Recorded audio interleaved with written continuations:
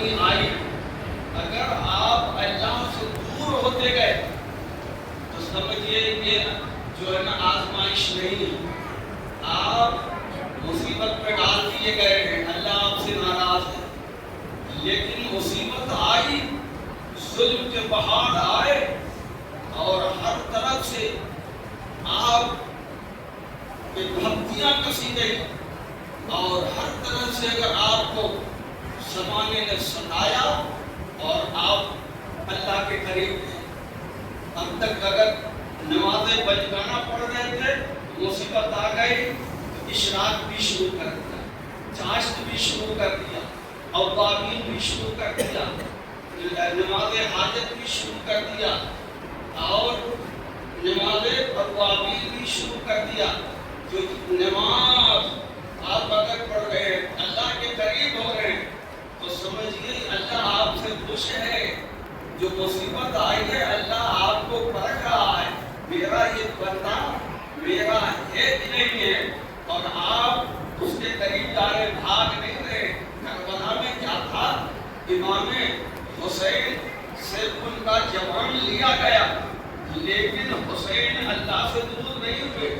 زینب اللہ سے دور نہیں ہوئی، شہر بانو اللہ سے دور نہیں ہوئی۔ کبھی تاریخ میں بتا نہیں سکتا کوئی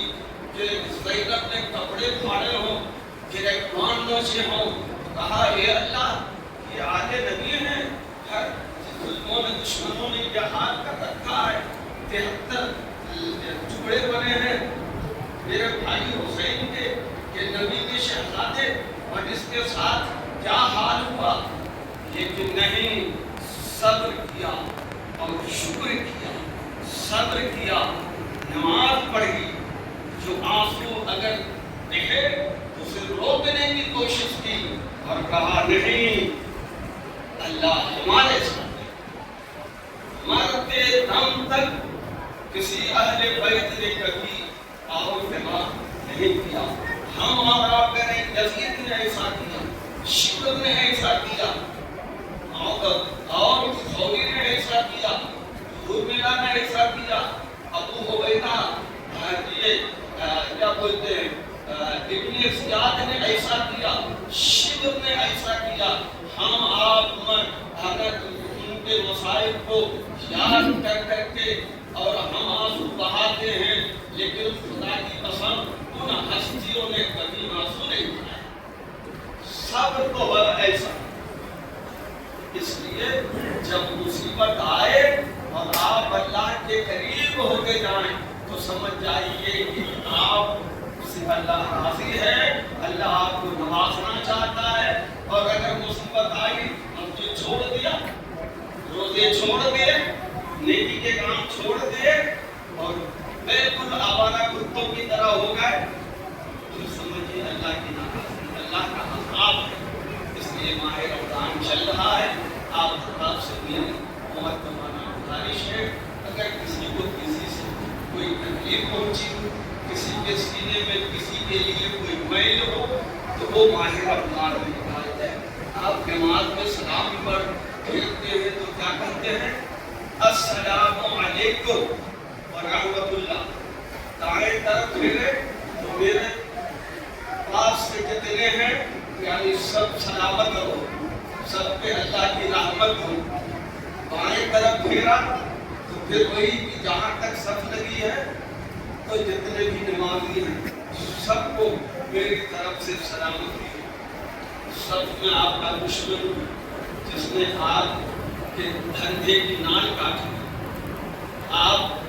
کی ڈرائیوری چھینی ہے، آپ کی کنڈکٹری چھینی ہے، آپ کے خریدار کو بہکایا ہے،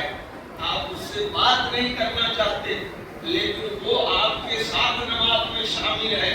آپ نے کہا السلام علیکم، تم سلامت رہو، تو یہ ایک نیک نیتی رہی۔ مسجد میں اس کو دعا دے دیا، اب باہر بد دعا دے گا، تیری بد دعا کا کوئی اثر نہ ہوگا۔ اس لیے سجود مسجد میں ہمیں اچھی تعلیم ملتی ہے، کندھے سے کندھا ملانے کی ملتی ہے، شانے سے شانہ ملانے کی تعلیم ہے، تو جن باتوں کا خیال رکھیں اور ایک ہی سب میں کھڑے ہو گئے محمود و حیات میں کوئی پردہ رہا ہے کوئی پردہ نواز سب مل کر کے خلوص کے ساتھ نماز پڑھیں مسجد کو آباد کیجیے دارالقضا اہل سنت حسینی مسجد کی تعمیر کا کام چل رہا ہے آپ اگلے جمعہ میں ضرور تشریف لائیں اور اپنی حقیقت کمائی لے کر اور اللہ توفیق دے